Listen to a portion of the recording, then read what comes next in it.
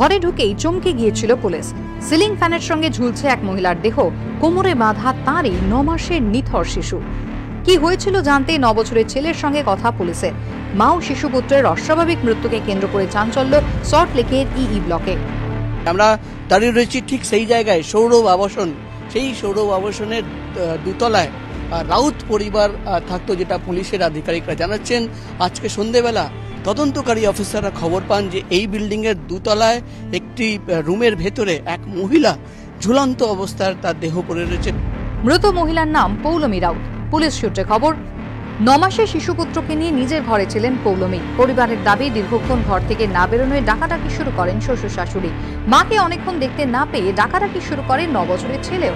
সাড়া না পেয়ে দরজা ভাঙতেই উদ্ধার হয় দেহ।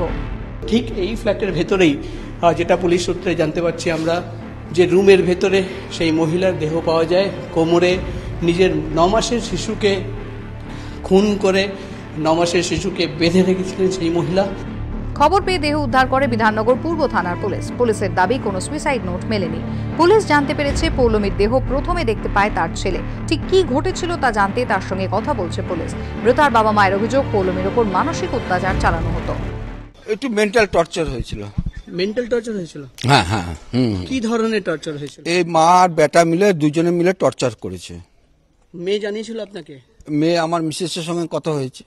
মানে উগ্র ভাব দেখাতো একটা সব সময় স্ত্রীর সঙ্গে।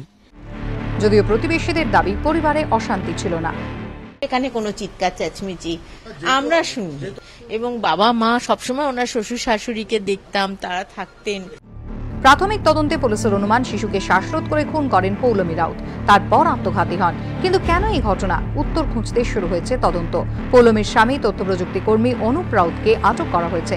প্রাথমিক জিজ্ঞাসাবাদের পর ছেড়ে দেওয়া হয় পৌলমীর শ্বশুর শাশুড়িকে। প্রকাশ সিনহা, রঞ্জিত সাউ, রুমা পালের রিপোর্ট, এবিপি আনন্দ।